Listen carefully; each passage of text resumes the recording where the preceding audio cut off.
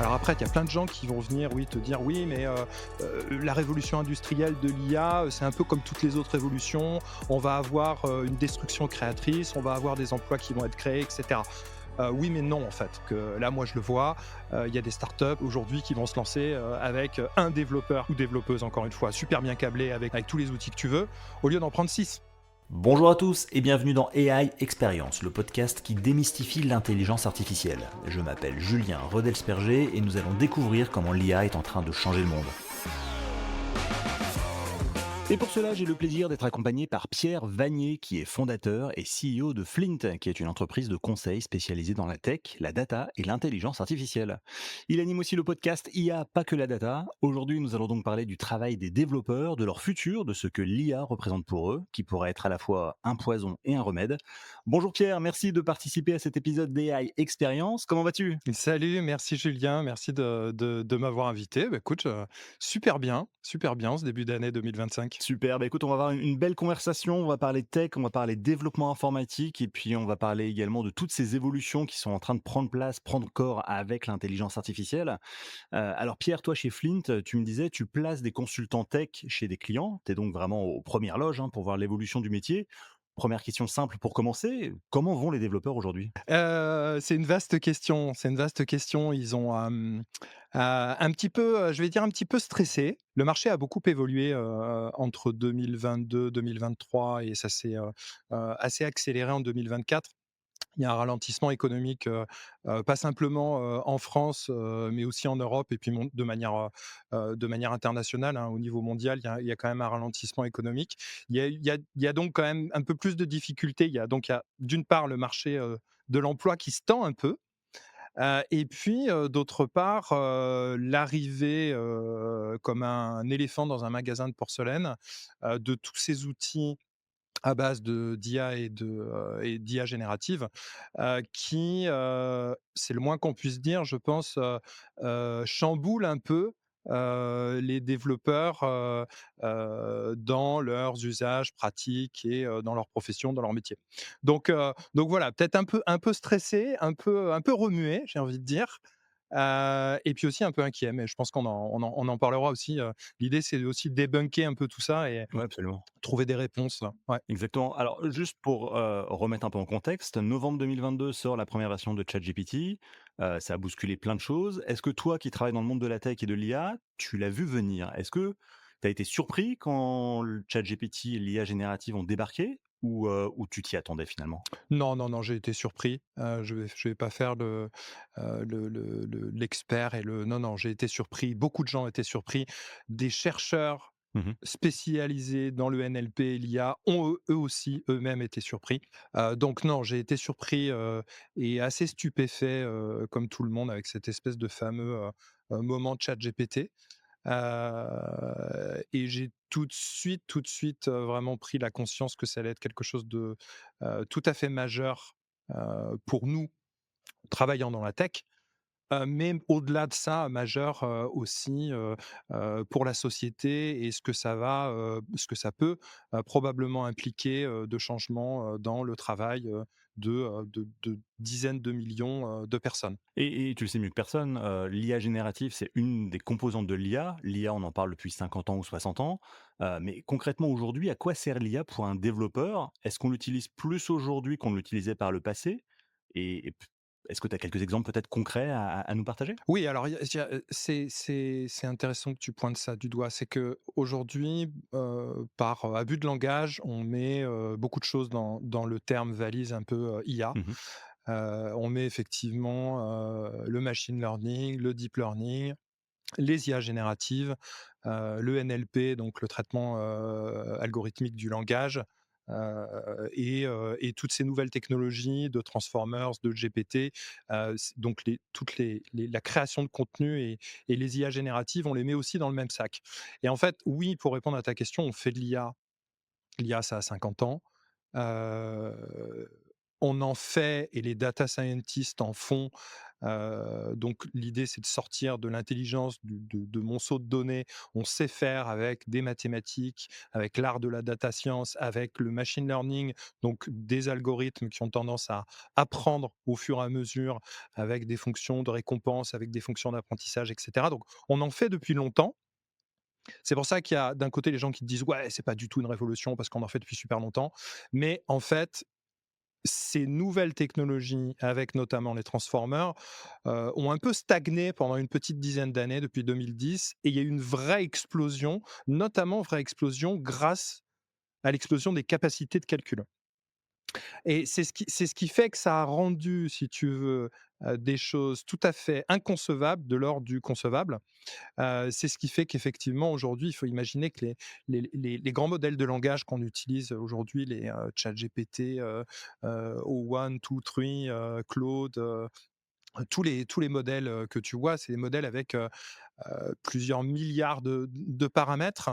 C'est des choses qui c'est des outils et c'est des algorithmes qui mettent un temps énorme à être entraînés sur des quantités de données, toujours plus grandes. Donc il y a vraiment des quantités de données, gigantesques, hein. On arrive même à se poser la question de savoir s'il va nous rester suffisamment de données. C'est en fait, la question est quand même, assez impressionnante. C'est-à-dire, tu te demandes: «Est-ce que l'humanité a créé suffisamment de données pour entraîner le prochain grand, modèle de langage?» Donc c'est ce qu'ils appellent, grossièrement le data wall et le mur des données. C'est qu'on aurait pu finalement, rien à donner à manger à ces IA extrêmement puissantes pour qu'elles continuent à s'entraîner et s'améliorer. Donc il y a tout un tas d'études autour de ça. Donc ce que je veux dire, c'est qu'il y a vraiment eu un changement, tu sais, je vais prendre une image, mais un peu un changement de braquet, un changement de vitesse, entre, le pré-ChatGPT et le post-ChatGPT et ces nouveaux, grands modèles de langage extrêmement puissants. Et aujourd'hui, concrètement, un développeur, il utilise l'IA pour faire quoi? Alors, je vais te répondre, par une question. De quel développeur on parle? Parce qu'en fait, la vraie question, c'est qu'on ne peut pas faire une généralité. Moi-même, je suis ancien développeur, bon, je ne sais pas si je suis développeur ou chef d'entreprise qui développe, bref. Mais, on côtoie énormément de développeurs. Depuis 25 ans, je suis à leur côté et je pense bien les connaître. J'en ai même formé au travers de l'école Epitech. Donc voilà, j'ai quand même un bon aperçu de cette typologie, de personnes et en fait, hem, ça dépend vraiment, des gens. Moi, ce que je remarque, c'est qu'il y a différentes populations de développeurs. Attention, je vais utiliser le mot développeur, là aussi c'est valise. J'entends développeurs, développeuses, voilà, toutes les personnes de, tout horizon, qui font du software engineering, donc de l'ingénierie logicielle, qu'on appelait avant, informaticiens, voilà, les développeurs qui font du software. Aujourd'hui, ces gens-là, tu peux avoir des gens qui sont, totalement fanas, totalement advocates. Ouais, ils adorent. Généralement, tu vas en avoir un ou 2 dans la boîte, en fait, ils te sortent toutes les nouvelles, ils font la veille, ils te sortent toutes les nouvelles, les nouveaux outils et cetera. Donc, eux, il y a pas de souci. Ils s'emparent du sujet et ils le prennent comme un outil et ils vont aller au bout de cet outil pour aller vraiment en tirer, ce qui est bon à faire avec, les dangers, les risques, là où l'IA est pas du tout bonne et cetera. Mais tu as d'autres populations qui vont être, nourries par des peurs, des anxiétés et une méconnaissance souvent. Tu vas avoir des développeurs qui sont plutôt, réfractaires. Même réfractaires finalement à c'est assez marrant, moi j'ai vu chez des clients ou chez des partenaires dans des boîtes, qu'on côtoie, des équipes entières de dev, où il y a zéro, alors zéro, qu'on nous dit en tout cas, mais zéro utilisation de l'IA. Parce qu'après, en fait, ce qui se passe, c'est qu'il y a ce qu'on appelle beaucoup de shadow IA. C'est-à-dire shadow IA, en fait, c'est que, bah, en fait, il y a pas une gouvernance au sein de l'entreprise pour un déploiement de l'IA dans les équipes tech et pour les développeurs. Donc, ce qui se passe, c'est qu'en fait, chacun dans son petit coin ouvre son petit onglet ChatGPT ou Claude ou n'importe quelle autre IA, et puis il fait son petit bout de truc dans son coin, copie-colle des bouts de code. D'ailleurs, ça peut être plus ou moins risqué au niveau de la data privacy, de la sécurité, etc., etc. Voilà, il y a du shadow IA qui se fait. Ils le disent pas, mais il y a quand même un certain pourcentage que je trouve plus important d'ailleurs en France de développeurs réfractaires, mais je pense beaucoup mus par la crainte et la méconnaissance. La peur d'être déclassé et la méconnaissance. C'est un vrai sujet ça, la peur d'être déclassé. Je lisais une étude, pas plus tard que ce matin au Canada, au Québec, je crois que c'est 18 de la main-d'œuvre, qui est à risque de perdre son emploi à cause de l'intelligence artificielle. Alors dans plein de domaines différents, hein, pas forcément dans l'informatique, mais aussi dans l'informatique. Et je me demandais, dans le monde du développement, dans le monde de l'informatique, j'aurais plutôt tendance à penser que l'IA va être là pour notamment créer des jobs, pour, monter un peu en compétences et cetera. Il y a vraiment des peurs de déclassement, de perdre son job? Ah oui, oui, oui, complètement. Alors là aussi, il y a les 2 populations, celles qui se mettent la tête dans le sable, ils disent: «Non, non, pas du tout, de toute façon, une IA ne pourra jamais créer un code, aussi bien que le mien». Ça, c'est un peu le syndrome du développeur, Dieu tout-puissant, et cetera, qui a cette peur, complètement, inconsciente et qui ne peut pas se permettre de l'affronter ni la regarder, un peu dans le déni. Et puis, heu et puis tu en as d'autres qui ils voient pas ou ils connaissent pas ces outils ou ils prennent pas la peine de s'intéresser, dans ces outils-là. Il y a aussi le fait que ça prend beaucoup de temps de faire de la veille, donc c'est un train qui va de plus en plus vite, le progrès technologique, et parfois, et je leur jette pas la pierre et c'est bien légitime, des fois c'est difficile de se dire: «Après une journée de boulot de 7 ou 8 heures, il faut que je fasse de la veille». On peut pas demander à tout le monde de développer, matin, midi, soir, 24 heures sur 24, 7 jours sur 7. Donc il y a aussi une difficulté de monter dans ce train en marche, qui a vraiment l'impression d'aller toujours, de plus en plus vite. Mais il y a un réel risque de déclassement. Moi, j'ai un c'est l'arrivée de, tu le disais tout à l'heure, de ces IA, fin 2022. Depuis fin 2022, moi je dors, je sais pas, 4-5 heures par nuit, mais j'ai beaucoup de difficultés à dormir. Principalement, à cause de tout ça. C'est-à-dire que ça me fait me poser des questions, au-delà de mon job, au-delà de ma boîte, au-delà de mes collaborateurs, au-delà des développeurs. Moi, ça me fait poser des questions, d'un point de vue, sociétal. Et à l'échelle de la société, en elle-même. Alors après, il y a plein de gens qui vont venir, oui, te dire: «Oui, mais la révolution industrielle de l'IA, c'est un peu comme toutes les autres révolutions. On va avoir, une destruction créatrice, on va avoir des emplois qui vont être créés, et cetera». Oui, mais non, en fait.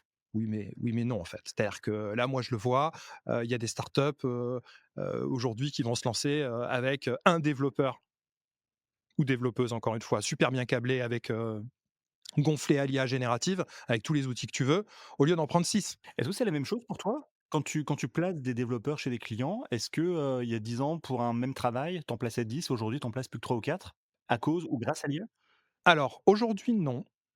Et d'ailleurs, ce qui se passe, c'est que entre la hype qu'on voit, sur LinkedIn, dans les news, sur les réseaux sociaux, et cetera, par rapport à l'IA, et la vraie adoption dans les entreprises, il y a encore un énorme gap.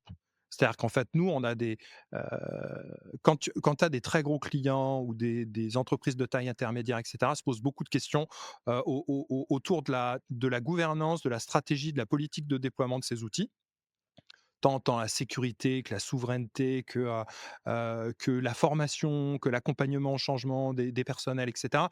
Donc aujourd'hui, on ne peut pas dire que, en fait, par rapport aux États-Unis, où il y a des boîtes très, très tech qui sont vraiment, vraiment passées à ces outils-là. Je pense, je sais plus, je crois que Spotify ou Shopify, je sais plus laquelle des 2, est complètement passé à ces outils d'IA générative et d'assistant au coding, et a fait, des feedbacks, et a fait des ROI et des vrais retours, sur, la façon d'implémenter, les best practices, ce qui est pas bien de faire, les obstacles, les risques, les opportunités, d'un passage à l'échelle sur ce type de techno-là. Mais en France, on en est encore loin. Comment tu l'expliques? C'est uniquement des questions de gouvernance ou est-ce qu'il y a également une question d'état d'esprit? Je pense que c'est de toute façon multifactoriel. Il y a une question d'état d'esprit. On a quand même un état d'esprit en France, on est quand même plutôt relativement conservateur. Heu, il y a une question de ces technologies, d'où viennent-elles? En majorité, ces technologies viennent des États-Unis, de nord-américains. Même si on a quelques, beaux challengers en France, ça reste quand même majoritairement des technologies, américaines. Et puis, hem, il y a une question de politique générale aussi, nationale et supranationale, et donc européenne. Je te passe les AI Act, la RGPD, la CNIL, le machin, et cetera. Je te prends un exemple. Nous, on a commencé à développer un soft à base d'IA générative en mode MVP, tu vois? Vraiment un truc, pour aller vite, pour essayer de tester le marché super vite. On a commencé à le proposer à un de nos prospects, clients et en fait, en retour, on a reçu un espèce de fichier Excel de 100 questions, type CISO, RSSI, ultra sécure, tout ce que tu veux, qui veut dire voilà, grosso modo, si on veut démarrer un espèce de petit test avec vous en mode MVP, il faut passer par ce type de questionnaire-là. Je pense honnêtement qu'aux États-Unis, tu serais allé voir une boîte, tu aurais fait: «Écoutez, on a un super truc, ouais, vas-y, on va tester, on va tenter», voilà. Je pense qu'il y aurait eu moins ce côté un peu, tu vois? J'utilise beaucoup d'anglicismes, je suis désolé auprès de tes auditeurs et auprès de toi aussi, mais un peu overkill, un peu, on met beaucoup de choses, on n'a pas encore commencé à utiliser ces technos qu'on commence à déjà vouloir mettre d'énormes freins et d'énormes contraintes. Alors qu'en fait, la vision américaine et après, ça se discute et il y a du bon et du pas bon dans les deux options. On teste et on apprend et on réessaye. On teste, on apprend et on réessaye.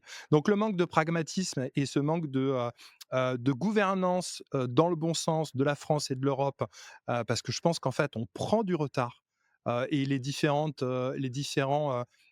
actes de la pièce de théâtre à laquelle on assiste, au niveau national, de nos différents, premiers de ballet, du Premier ministre qui change, acte 1, acte 2, acte 3 et pendant ce temps-là, en fait, le temps passe, la concurrence mondiale s'exacerbe, s'accélère et en fait, on se retrouve à toujours se regarder en chien de faïence en se disant: «Bon, quand est-ce qu'on adopte un petit peu l'IA générative? Est-ce que tu as des retours d'expérience?» Ben, en fait, non les gars, j'ai pas de retour d'expérience parce qu'en fait, tout le monde se regarde en chien de faïence et personne n'essaye quoi que ce soit.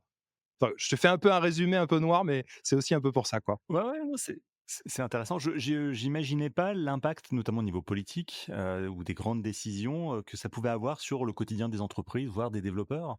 Ce que tu dis, en gros, c'est qu'il y a une espèce d'attentisme parce qu'il y a beaucoup d'incertitudes sur le plan, socio-économique, quoi, grosso modo. Ouais, ouais, ouais. Il y a des incertitudes sur le plan socio-économique, il y a des incertitudes sur le plan politique et légal. À quelle sauce on va être mangé en termes de loi? Mmh. Donc tout ça, si tu veux, une technologie quand elle naît, je vais prendre un peu une image, mais c'est un peu du petit bois, tu sais, comme à koh là où tu fais tes premières étincelles, ça commence à prendre feu et en fait, il faut souffler doucement dessus, il faut l'accompagner. C'est une innovation. Personne ne sait en fait, a priori, personne ne sait, si effectivement ça va causer, l'extinction de l'humanité, dans 15 jours ou si, on va tous aller sur Mars comme, Musk le dit, dans 2 ans. Donc donc en fait, il y a un besoin d'accompagnement de l'innovation, je pense et aujourd'hui, on a plutôt tendance, nous, en tout cas en France, en Europe, à essayer de plutôt, vraiment encadrer, mettre un chapeau et une cloche dessus, façon, marmite soupape pour pas que ça explose. Alors qu'en fait, en fait, juste ça naît et ça a besoin d'être accompagné. Moi, je le vois en tant qu'entrepreneur et personne dans l'innovation et la tech et je trouve que ça a un impact et après ça a un impact sociétal dans l'inconscience sociétale et sociale. C'est-à-dire qu'on génère aussi des craintes, des peurs de déclassement. On génère cette espèce de terreau, propice à de l'anxiété, vraiment très anxiogène et je pense que c'est quelque chose qui a tendance à de toute façon freiner un mouvement ou une dynamique. Voilà, c'est un peu mon Aujourd'hui, Pierre, quelles sont les qualités qu'un développeur devrait avoir pour travailler à l'ère de l'intelligence artificielle? Est-ce qu'on est toujours sur des qualités, ce qu'on appelle les hard skills, les qualités un peu, techniques? Ou est-ce qu'on est un peu plus sur les soft skills, c'est-à-dire plus les qualités comportementales de, savoir-être? c'est une très bonne question, et je vais, la prendre même, et l'élargir et la généraliser, je pense. L'arrivée de ces outils dans tous nos métiers, dans le marketing, dans la communication, dans le contenu, dans la direction d'entreprise, dans la finance, dans le développement, va demander et je pense, à ce qu'on sorte de nos zones de confiance tous, Mmh. à ce qu'on sorte de notre zone de confort, à ce qu'on réapprenne, à ce qu'on se réapproprie notre métier, à ce qu'on se repose la question de notre valeur ajoutée. Quel est notre métier? Quelle est notre valeur ajoutée? Donc je pense, pour répondre à ta question, que ça va être beaucoup plus, le premier mot qui me vient à l'esprit, c'est curiosité. Heu et c'est assez étonnant. Je vais te prendre une image. Les devs, en fait, c'est les premiers à te sortir le nouveau super framework super cool. Le truc, il vient de sortir sur GitHub depuis 10 minutes et a priori, ça va faire un carton. OK. Donc et ils ont tous ce travers-là parce qu'on est tous des geeks, des nerds, on aime notre enfin la plupart, j'espère, j'ose espérer qu'on aime notre métier et qu'on aime cet art et cette science du développement informatique et bizarrement, cette révolution, ce tsunami qu'on vit avec l'IA aujourd'hui, bah, il y a quand même des gens qui s'en emparent pas trop et qui se disent: «Non, mais voilà, ça c'est pas pour moi, pour raison X, Y, Z» et cetera. Donc reprenons en fait, je pense qu'il faut désinnerver, dépassionner, défantasmer l'IA générative et ses outils. Ça reste des outils. Il faut les étudier sous tous les angles en tant qu'outils. Il y a des choses qui sont très, très bonnes, il y a des choses pour lesquelles ils sont super nuls. Mais si notre métier doit s'adapter et heu et si le métier de tout à chacun doit s'adapter, est-ce qu'il n'est pas plus pertinent d'avoir une démarche proactive par rapport à cette adaptation et d'être capable de voir comment ça doit s'adapter? Moi, je prends un exemple, moi, j'essaye d'automatiser en tant que chef d'entreprise 70 de mon boulot. Ça, c'est mon objectif en 2025. Mais l'idée, c'est que je vais essayer de voir où est-ce que je peux créer de la valeur ailleurs. Mon boulot va se transformer. C'est pas une question de savoir si il va se transformer, c'est qui va se transformer. Le boulot des développeurs va se transformer. Le boulot des product owners va se transformer. Le boulot des tout toutes nos le travail avec un grand T, en général, va être transformé dans les années à venir. J'écoutais moi une conf de Sam Altman et j'ai eu la chance de le rencontrer aussi à San Francisco. C'est, ça va piquer et ça va faire mal. Donc en fait, est-ce que, on fait comme les dinosaures et on regarde passer la comète et puis on se dit: «Bah, ça va piquer, ça va faire mal» et puis on fait rien? Ou est-ce qu'au contraire, on essaie d'avoir une démarche proactive, de plutôt être comme les poissons qui sont sortis de l'eau et qui ont petit à petit se sont adaptés et puis à un moment donné, à la place d'avoir des nageoires, ça a commencé à faire des pattes et puis ça s'est transformé en des mammifères et que c'est une évolution. On est dans une évolution aussi. Et pour prendre le train de cette évolution qui va quand même très vite, ça veut dire quoi? Il faut apprendre à apprendre, se former, accepter de se remettre en question, être un peu en mode fail fast ou test and learn? Quels conseils tu donnerais aux développeurs qui rejoignent ton entreprise, ou aux juniors qui sortent de l'école? Comment est-ce que tu les accompagnerais aujourd'hui, alors que tout va très vite? Moi, je recrute, et la majorité de mes consultants et des gens de nos équipes sont des ingénieurs et je pense qu'on devrait revenir, en fait, à la définition même de ce que c'est que l'ingénierie, en fait.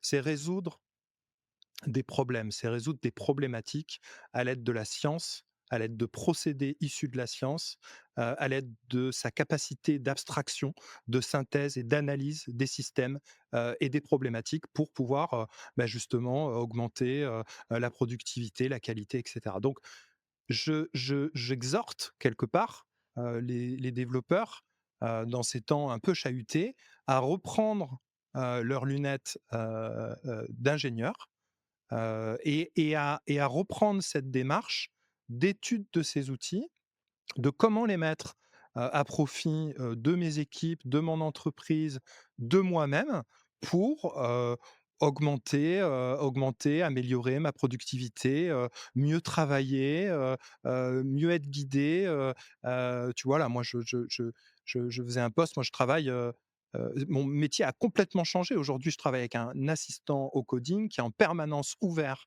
sur mon ordi et il est plus ouvert que, Gmail ou LinkedIn. Parce qu'en fait, aujourd'hui, il est central, et en fait, la connaissance de l'entreprise va devenir centrale. Être capable de bien l'interroger grâce au prompt engineering va devenir extrêmement important. Entre 2 personnes qui savent prompter ou pas prompter, tu peux avoir une différence, mais juste blanc ou noir. Il y a quelqu'un qui arrive à ce qu'il veut et l'autre qui n'y arrive pas. Et donc non, reprendre cette curiosité, reprendre ses yeux d'enfant, reprendre ses outils, reprendre une démarche créatrice aussi. Parce qu'il ne faut pas l'oublier, les développeurs, c'est aussi des gens qui sont des créatifs. J'ai jamais vu autant de gens qui, en plus du dev, aiment, la peinture, la lecture, l'art et cetera. Parce qu'en fait, il y a une démarche créatrice dans l'acte de développer du software. OK? Et c'est pas parce qu'à un moment donné, on est accompagné, aidé ou augmenté grâce à ces outils d'IA, en co-création, parce que moi je travaille en co-création, en co-construction avec l'IA. Pardon, ça veut dire que l'IA participe à la création du code? Concrètement, elle sert à quoi l'IA dans ton métier? Alors, il y a l'IA peut arriver, à plein d'endroits, différents. Dans un premier temps, il y a différents niveaux, quand tu codes, quand tu programmes, tu peux avoir des aides, ne serait-ce que de la ce qu'on appelle de la complétion. C'est-à-dire qu'en fait, tu commences à taper quelque chose, ça va terminer, de te proposer quelque chose qui est plutôt sensé. Maintenant, on arrive sur des systèmes de avant, il y avait de la complétion, mais qui était fait avec des algorithmes assez simplistes, de type recherche de texte, avec les trucs les plus fréquents et cetera. Maintenant, tu as vraiment de la recherche qui va aller chercher des résultats de LLM et d'IA et du coup, maintenant, tu as même de la complétion qui peut se faire sur non plus une ligne, mais plusieurs lignes, voire même de la complétion qui va se faire sur plusieurs lignes et te proposer les changements que tu dois faire dans d'autres fichiers. Donc aujourd'hui, on en est là. Ça, c'est des choses qui peuvent faire gagner des dizaines de minutes, des minutes à des développeurs.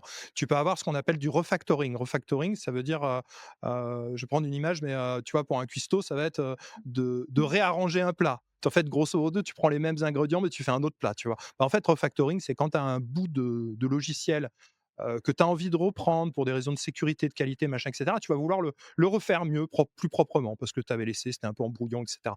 Là, l'IA peut beaucoup t'aider. T'aider par des best practices et mettre en place des choses, et cetera. Ça peut t'aider aussi au niveau des tests. Souvent, la qualité des logiciels faits par des êtres humains est moyenne parce qu'en fait, les êtres humains sont feignants et veulent pas faire des tests. Et comme on est faillible et on n'est pas les machines, bah, quand on produit du software avec des bugs. Et quand il y a des bugs, ça plante. Et quand ça plante, après, on se fait engueuler, ça marche pas bien, l'utilisateur est pas content, et cetera. Donc, en fait, un énorme avantage que pourra avoir ces IA, c'est de générer des tests en amont ou de générer des tests là où les développeurs génèrent peu de tests parce qu'en fait, ils ont la flemme de le faire. Donc ça peut être un énorme avantage finalement pour la qualité générale, globale des logiciels dans le futur. Pour la dette technique, bref, il y a tout un tas pour l'architecture, pour la réflexion par rapport à l'architecture, pour le versionnage l'internationalisation des softwares, pour les passer dans une langue à une autre. Maintenant, tu vas passer un site, en 5 minutes, il va être traduit dans 5 langues différentes. Alors qu'en fait, avant, avec un framework, avec machin, fallait appeler une boîte qui allait faire de la traduction, et cetera. Tu en avais pour 8 jours. Donc, tu peux avoir des gains, de productivité énormes, mais il y a quand même un drawback et il y a des risques aussi. D'accord. Et est-ce qu'on est loin, d'une IA capable de coder ou de développer une page web, une application mobile, ou un software de manière quasi autonome? Non, non, non, on n'en est pas loin du tout. Moi, j'ai un parti pris, hein, je vais jeter un pavé dans la mare. Je pense que d'ici 5 ans, le métier tel qu'on le connaît, de software engineer, sera probablement pas loin d'être inexistant, dans sa forme actuelle. C'est-à-dire d'ouvrir son éditeur, de faire du code, et cetera. Qu'est-ce qu'ils vont devenir? Qu'est-ce qu'on va devenir? Je ne sais pas. Est-ce qu'on va devenir dans un premier temps des dompteurs de LLM, des gens qui vont être là en superviseur d'IA? Est-ce qu'on va devenir tous des architectes? C'est-à-dire qu'en fait, on va monter l'expertise. Il y a un de mes clients qui me disait, je trouvais l'image, à la fois un petit peu vulgaire, mais d'un autre côté, elle résume bien ce que les entreprises aussi ont derrière la tête. Et elle me disait, «Moi, j'ai réduit, mes volumes, de recrutement en 2025. Je vais recruter moins de devs. En fait, je vais surtout recruter moins de pisseurs de code, passe-moi l'expression». Mais en fait, ce qu'il voulait dire derrière, c'est que, l'expertise et le niveau d'expertise dans la chaîne de valeur devrait augmenter des développeurs, des software engineers, et cetera.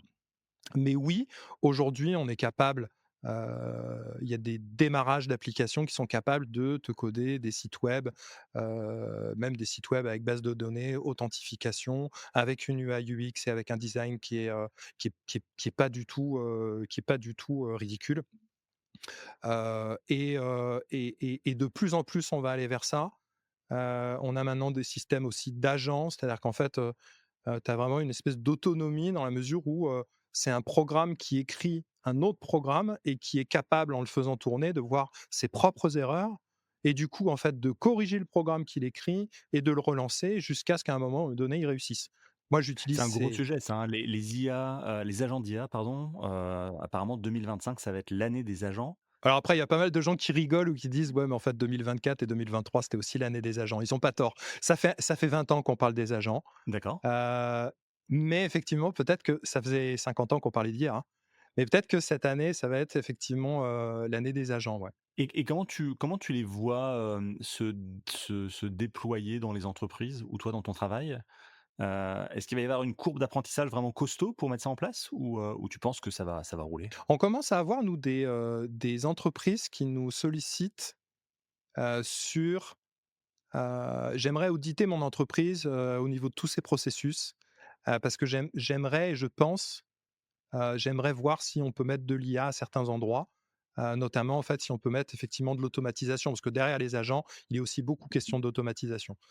Les agents, c'est un peu le mot moderne et sexy, pour dire ce qu'on faisait avant avec Selenium, Puppeteer, et tous les outils d'automatisation, qu'on faisait. Donc finalement, tu sais, c'est un peu toujours, le même truc où on disait, «Ouais, mais attends, le cloud, c'est juste le serveur d'un autre, en fait». Oui, en fait, tu vois, au niveau marketing, ils sont toujours super forts, mais le côté agent, je pense qu'il va se développer dans les entreprises, mais encore une fois, on est extrêmement tôt aujourd'hui. C'est-à-dire qu'aujourd'hui, on parle de choses qui sont du domaine vraiment, V0, V0.1, c'est pas sec du tout. Il y a des frameworks agentiques, il y a des frameworks d'agents, mais moi j'en ai testé quelques-uns, c'est pas prod ready. Tu vois? Tu mets pas ça en prod, et en plus les agents, c'est très compliqué avec le côté non déterministe de toutes ces IA et donc aussi des agents, remet en fait, si tu veux, beaucoup de risques, parce que, est-ce que tu lances, ton petit essaim de deux trois agents qui vont faire des trucs pour toi ou pour tes salariés ou, en ton nom dans ton entreprise sans avoir en fait une surveillance dessus, tu vois? Ça peut être super risqué, ça peut être super risqué. Donc oui, ça va partir, mais je pense que ça mettra du temps. Ça se développera peut-être beaucoup plus vite aux États-Unis en 2025, et puis après il faut toujours, trouver, un lièvre à tirer au niveau marketing, hein. Donc on a eu non mais c'est vrai, on a eu les chatbots au tout démarrage en 2022-2023. 2024, ça a été un peu l'année du RAG. Tu sais, chaque année a un petit peu son mot-clé sexy, tu vois? Son mojo, tu vois? Et là, 2025, ça va être les agents, tu vois? Et 2026, je sais pas ce qu'ils vont nous faire, ils vont nous faire des LLM, dans des iPhones, bref, ou des robots, ce sera peut-être les robots, voilà. Je me posais la question de l'impact de l'IA sur les langages informatiques. On a parlé de l'impact de l'IA sur le travail des développeurs, sur leur, comportement, leur métier, l'évolution et cetera. Mais au niveau du code, est-ce que les langages traditionnels comme Python ou Java, par exemple, sont là pour rester? Est-ce que tu vois d'autres codes, d'autres langages arriver?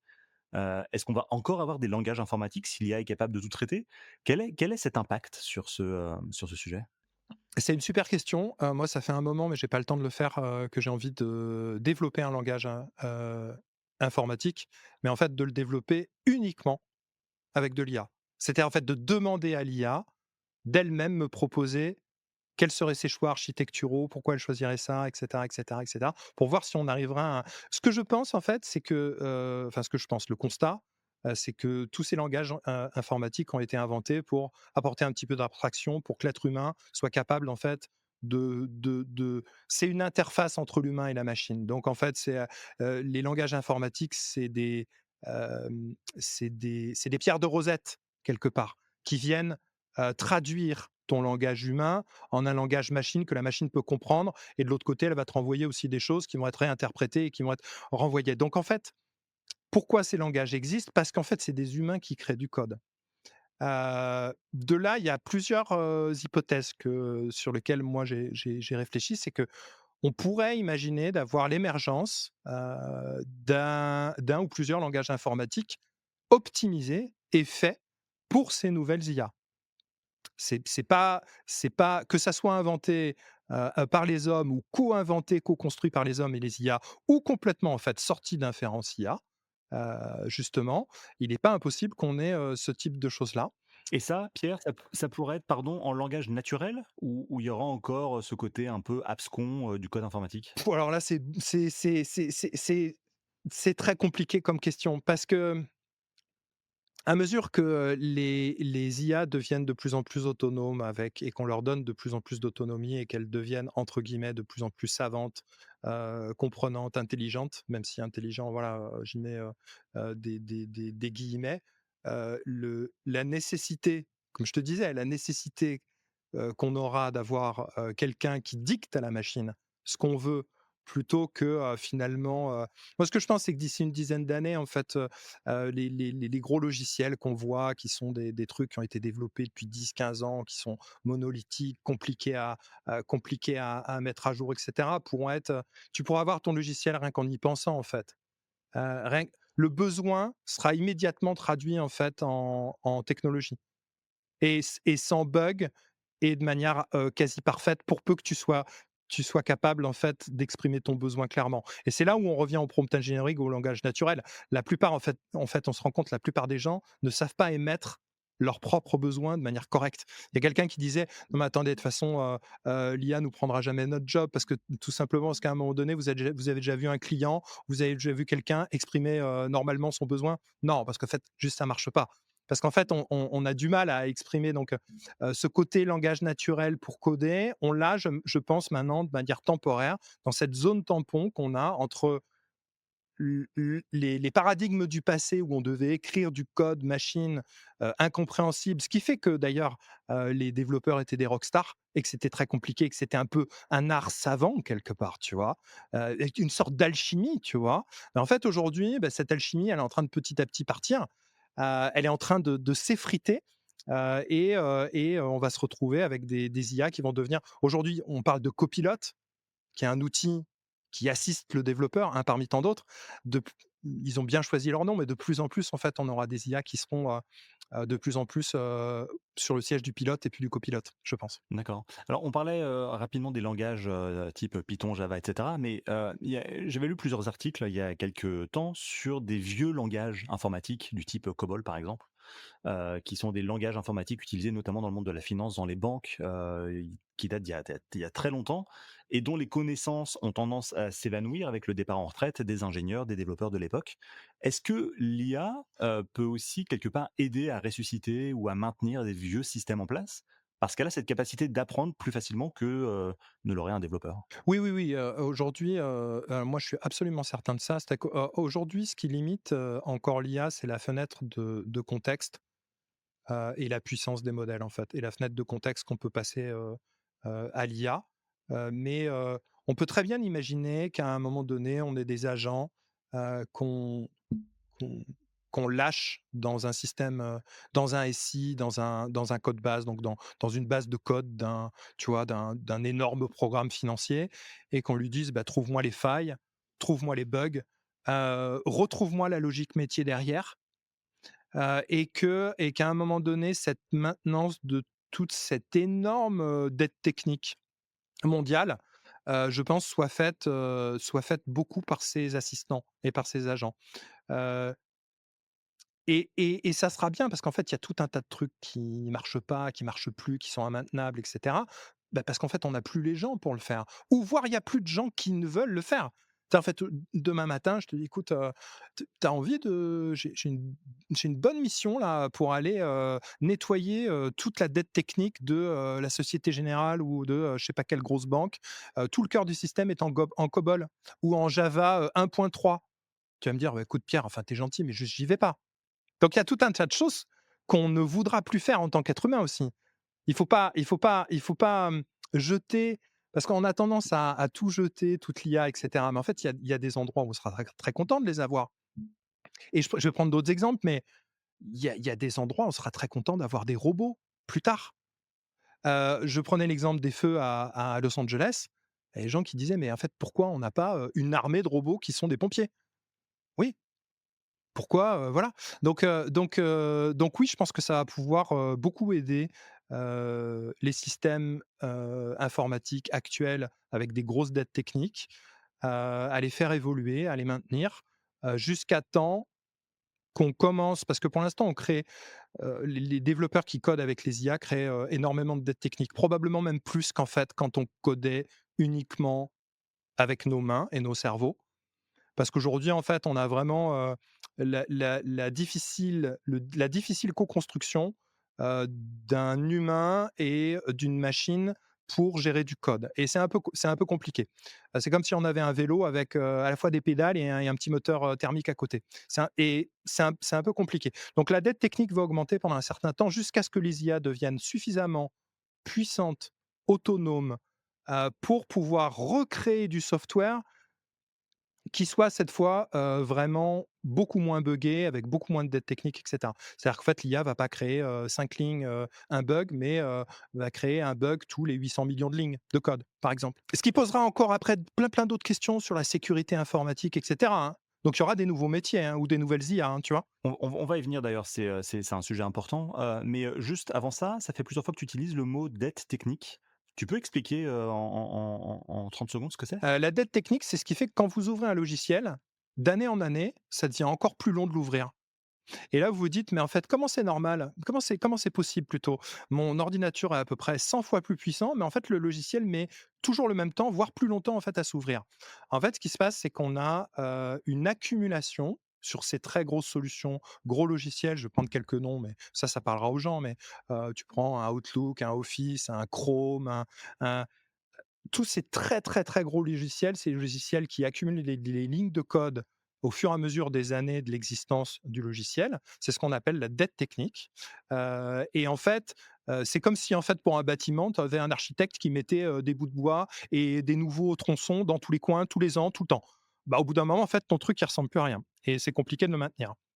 Et c'est ce qui fait qu'on a besoin, de temps en temps, des fois, il y a besoin de raser complètement un logiciel pour le refaire, parce que c'est tellement complexe de venir changer la moindre chose dans le code, en fait, il vaut mieux partir de feuille blanche. D'accord, et tu parlais, à l'instant de sécurité, de bugs. Il se passe quoi si un logiciel est développé ou co-développé avec l'IA et qu'on s'aperçoit qu'il y a une faille vraiment dans le code qui est ensuite lancé en production? C'est des grosses questions, ouais. Ouais, qui est responsable? Enfin, tu vois, ça soulève plein de sujets. Qui est responsable? Quel est le rôle de l'humain dans justement ce mode copilote? Qui surveille qui finalement? Et quels sont les impacts? Ouais, c'est des très grosses questions. J'ai pas les réponses, j'ai pas les réponses à ça aujourd'hui. C'est peut-être aussi ce qui freine énormément de clients. Tu vois, le fait de, ce côté aussi propriété intellectuelle du code, par exemple. Qu'est-ce qui se passe quand on copie-colle un bout de code dans ChatGPT?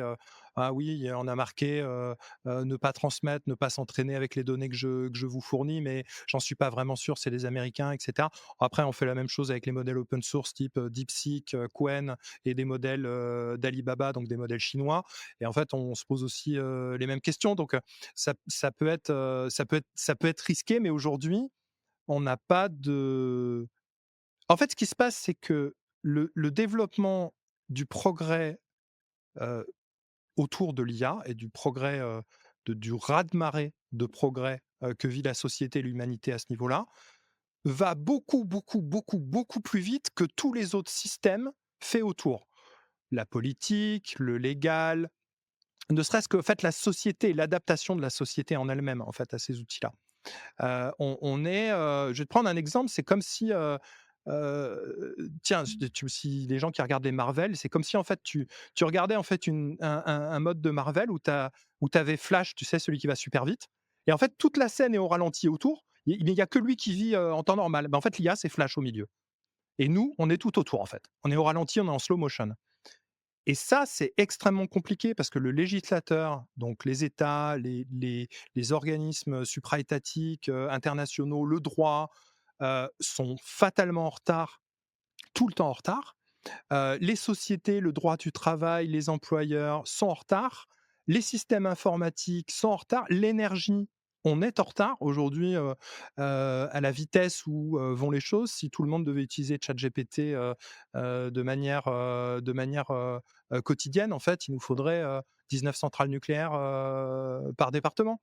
Donc on est l'humanité n'a jamais vu une révolution industrielle arriver si vite, si fort et être adoptée si massivement dans un temps si court. Donc tout ce qu'on vit aujourd'hui là est de l'ordre du test and learn. C'est-à-dire qu'on est aujourd'hui sur notre planète dans une énorme fiole à faire du test en bec benzène, bec bécher là. Est-ce que, est-ce que c'est plus difficile pour toi aujourd'hui de recruter des développeurs que ça ne l'était il y a 3, 4, 5 ans? Ou à l'inverse, au contraire, parce que tout le monde parle d'IA, de dev, c'est tendance et tout le monde veut bosser dans le milieu? Alors, déjà en fait, on commence à sentir les premiers soubresauts du besoin de moins de développeurs. Donc le marché s'est absolument retourné. C'est-à-dire qu'en fait, avant, il fallait que tu, sois un chercheur d'or et que tu, passes au tamis, l'intégralité d'internet pour trouver, un développeur qui corresponde à ton besoin. Aujourd'hui, tu as une fiche de poste, là, moi j'ai fait des expériences avec nos clients, hein. Tu sors, ta fiche de poste sur LinkedIn, tu as 50 dossiers qui tombent dans les 10 minutes. Le marché s'est entièrement retourné. Ce qui pose des grosses, grosses questions aussi, hein, parce que ça fait, 10 ans, qu'au niveau de l'État, on pousse un maximum pour des formations de reconversion, par exemple. Et en fait, la vraie question, c'est que va-t-on faire de ces gens-là? C'est ça, c'est un vrai sujet. Parce que c'est en fait, ce qui se passe, c'est que les développeurs, même aguerris, ont du mal à trouver. Nous, on avait beaucoup de freelance, il y a de plus en plus de freelance qui redeviennent salariés. Parce qu'évidemment, quand, c'est un peu compliqué, quand le freelancing, il y a moins de besoins, moins de missions. Donc il y a moins besoin de développeurs. Il y en aura, je pense, de moins en moins besoin. Il y a toujours besoin de développeurs, mais peut-être les plus capés, les plus expérimentés, plutôt type architecte, et cetera. Et en plus, on a besoin aussi de développeurs qui s'intéressent, qui sont curieux, qui sont dans ces technos-là. Donc qui en plus ont passé, leur nuit, leur jour, leur week-end à s'intéresser à toutes ces IA pour devenir entre guillemets «des développeurs augmentés», avec ces technos-là. Mais tout ce qui est, toutes les populations d'alternants, de jeunes diplômés, de juniors et de personnes en reconversion autour de la technologie, aujourd'hui, c'est une épée de Damoclès. C'est-à-dire qu'en fait, dans les 2-3 ans à venir, ça va être terrible. Ça va être terrible.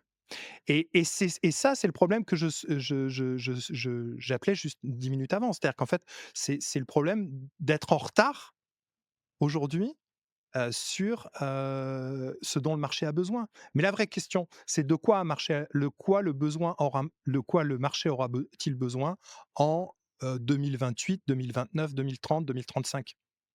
Personne, strictement personne, personne n'a la réponse à cette question. Et je suis pas loin de penser qu'on est peut-être la dernière génération à travailler. OK, intéressant. Ça fera l'objet, sans doute d'un nouvel épisode, un épisode 2 sur la suite, mais c'est passionnant. Merci beaucoup Pierre. Alors peut-être un dernier mot, si on se projette un peu dans le futur, c'est quoi toi ta vision du futur du dev avec l'IA? J'ai compris que, tu étais pas forcément très optimiste, mais, est-ce qu'il y a un peu d'excitation quand même quelque part? C'est très paradoxal parce que je suis, à peu près, aussi excité que je suis angoissé, en fait. Donc c'est complètement, complètement paradoxal, comme, super excité de couper la branche sur laquelle on est assise, assis et je pense qu'on est un peu tous comme ça. Hem Mais quand même, malgré tout, extrêmement optimiste. Pourquoi? Parce qu'en fait, si on regarde la plus grosse image, si on prend plus de recul, je pense qu'il n'y a que cette accélération dans le progrès et dans les progrès, hein, que c'est le progrès de l'IA, concentré et aussi, mêlé au progrès de la robotique, du quantique, de la biologie, de synthèse. Toutes ces 4 innovations majeures qui vont extrêmement vite, je pense, nous permettront de dépasser les ornières dans lesquelles on est collés, que ce soit le dérèglement climatique, que ce soit la crise énergétique et j'espère aussi probablement la crise sociale. Je l'espère parce que je suis quand même optimiste. Heu et j'aimerais participer à ça et il va falloir qu'on bouge, il va falloir qu'on sorte de notre zone de confort et ça va être inconfortable, c'est certain, mais en fait, on n'a pas le choix. Je lisais un article il y a pas très longtemps, ça doit être dans Le Monde, je crois, qui pointait les risques que la France devienne ce qu'on appelle une low skill economy et que tous les cerveaux partaient, en Amérique du Nord, où le rôle des développeurs notamment était plus respecté, plus, valorisé, où les besoins étaient plus nombreux également et que finalement, en France ou en Europe, on se retrouve avec des emplois peu qualifiés ou très exécutants. Est-ce que c'est un point qui résonne chez toi, ce sujet? Alors moi, je suis allé plusieurs fois aux États-Unis en 2024 et je vais retourner plusieurs fois en 2025, à la fois pour être le plus proche possible de l'innovation, pour découvrir les tendances et les nouvelles innovations, notamment autour de l'IA des agents et être capable de les ramener en France le plus tôt possible, pour nos clients, pour nous, pour nos consultants, et puis pour la France aussi accessoirement. Voilà, je compte pas m'installer, aux États-Unis, je compte bien aller chercher des trucs et les ramener ici. Je préfère ça plutôt que la fuite en avant avec juste un billet aller. Heu, mais oui, c'est un risque. Oui, c'est un risque et on le voit déjà, il y a de moins d'investissements dans les startups. La French Tech a un gros du plomb dans l'aile, en 2024. C'est difficile, les refinancements sont difficiles.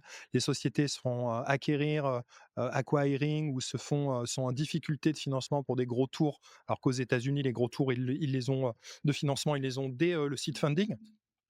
Effectivement, heu ça fait rêver plus d'un jeune, qui sort, de très grande école, brillant, d'aller aux États-Unis parce qu'effectivement, il y a espèce de pont d'or, il y a des salaires qui sont, gigantesques pour des AI engineers et des experts en recherche en IA, à 6-0.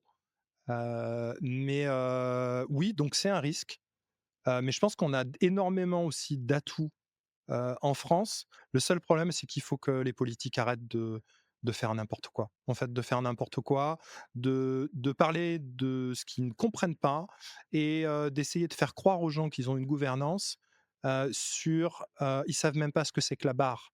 Comment ils veulent gouverner, en fait. Ils ne comprennent rien du tout à la technologie et ils génèrent de l'entropie et du bruit et pendant ce temps-là, en fait, on est à côté de TGV qui vont extrêmement vite, la Chine et les États-Unis et en fait, là, notre horizon de survie, je vais parler comme pour une boîte, en fait, il est à 18 mois, en fait. Ils ne se rendent pas compte, en fait, qu'en l'espace de 12 ou 18 mois, on a un progrès technologique qui équivaut à 5 ou 10 ans, en fait. Et comme, en fait, ils prennent, eux, en l'espace de, quelques semaines, c'est plutôt des mois et des années pour prendre la moindre décision, j'écoutais, pour faire passer des lois, on passe de 400 amendements, on est sur un over-ingénierie de notre, système politique de gouvernement. C'est n'importe quoi, c'est complètement n'importe quoi. En fait, aujourd'hui, on est sur une draisienne, alors qu'en fait, tout le monde est sur une CBR, 900 cm3 à côté. Et ça, je trouve que c'est très, très inquiétant et c'est très inquiétant et il y a pas de piqûre de rappel, on continue, ils sont toujours dans leur espèce d'entre-soi parisien, sur, l'IA, centre d'excellence de recherche, Saclay et cetera. Mais à continuer à se taper sur le dos et se taper sur les épaules comme ça, en fait, on va terminer très mal. Je suis pas le seul à le dire, il y a des copains comme Michel Lévy-Provençal, comme Gilles Babinet, il y a pas mal de monde qui prennent la parole là-dessus, on est très inquiets. Moi, je pars la semaine prochaine une dizaine de jours à San Francisco. Je te dirai et je vous tiendrai au courant effectivement si on a raison d'être inquiet, mais je pense que oui, c'est assez inquiétant. OK. Eh ben, écoute, ce sera le mot de la fin. Merci beaucoup, Pierre. Alors, à la fin de chaque épisode, l'invité du jour doit répondre à une question posée par l'invité précédent. En attendant d'écouter la tienne, je vais te laisser écouter celle d'Olivier Gobert, qui est photographe et vidéaste professionnel. On écoute sa question. Ma question est, penses-tu qu'il est important de réfléchir à l'éthique dans l'utilisation de l'IA? Si oui, où faut-il fixer les limites entre progrès et responsabilité? C'est indispensable. C'est indispensable d'avoir l'éthique, la morale et les valeurs dans le développement et même l'utilisation d'IA. Nous, on travaille dans le recrutement, on a déjà créé des softwares de recrutement augmenté avec de l'IA et cetera. On est passé par d'énormes phases de réflexion, de discussion, de feedback par rapport à des choses qui sont éthiques, des choses qui sont moins éthiques. Là, je voyais passer une news d'une boîte, qui a levé beaucoup d'argent en France et qui va faire, des agents pour faire passer des entretiens, complètement automatisés à base d'IA. Ça pose une question éthique. Moi, j'ai 2 recruteurs humains dans mon entreprise. Et en fait, ils sont super forts parce qu'ils sont humains et ils sont super bons parce qu'ils sont humains. Ils savent voir les signaux faibles et cetera, dans les candidats et c'est ce qu'aussi les candidats recherchent. Moi, tu me ferais passer un entretien avec une IA, je te dirais en fait juste: «Non merci» en fait. Juste, en fait, juste je m'en fous, tu vois? Même c'est quand un téléopérateur te téléphone et que ça va être des IA maintenant. Tu as des IA qui t'appellent aussi, et qui vont te faire du démarchage et des choses comme ça. Donc oui, je pense qu'il faut impérativement avoir une réflexion, éthique, morale et de questions d'alignement de valeurs dans le développement de ces systèmes-là. Et là, qu'est-ce qu'il me disait la deuxième C'était sur les problématiques, effectivement, éthiques et morales de l'IA. Ouais. je pense qu'on a, les mais il faut pas faire reposer après toute cette, responsabilité-là sur les développeurs. Donc ouais et il y a des vraies questions parce qu'il y a des grands groupes aujourd'hui qui vont te dire: «Moi, j'ai une démarche IA». Et en fait, si tu vas tout en haut dans les conseils d'administration, la première chose qu'ils vont te dire: «Bon les mecs, combien on gagne là avec l'IA en fait? Combien on peut faire d'économies en fait?» Et ça, tu le vois, Meta, qui vire toute son équipe de modération, de machin et cetera, qui va virer tous les middle managers pour les remplacer par de l'IA et dans toutes les grosses boîtes, ils vont faire pareil. Donc il y a des considérations éthiques, qui sont pas triviales, parce qu'on parle de l'outil ultime de la productivité. On délègue en fait quoi? Pas une tâche, on délègue le travail avec un grand L et un grand T. Le travail en général. Que c'est des vraies questions. C'est des vraies questions. J'ai pas les réponses. J'ai pas les réponses et je dirais, Gobert là, je sais pas comment c'est son prénom, mais ton Olivier, ton invité, je dirais on peut en discuter, autour d'un verre si tu veux un bon moment. Moi ça fait 2 ans que mes nuits, elles sont pas si calmes que ça, à cause de ces problématiques-là. Parfait. Bah, écoute, merci, beaucoup Pierre. Alors maintenant à toi, quelle question est-ce que tu aimerais poser au prochain invité? Si, comme je le pense, l'IA prend ton travail, quel est ton travail? Parfait. Eh bien, écoute, c'est bien noté. Merci beaucoup de ta participation. Pierre Vanier, je rappelle que tu es fondateur et CEO chez Flint. Merci d'avoir participé à ce podcast. Merci à toi Julien, merci à vous de m'avoir, écouté. Au plaisir. Si vous avez aimé cet épisode, n'oubliez pas de vous abonner à l'émission sur votre plateforme de podcast préférée. Votre soutien compte et vos commentaires peuvent aider à partager cette expérience avec d'autres. Vous pouvez aussi visiter le site web ai-experience.io pour aller plus loin. À très vite pour un nouvel épisode.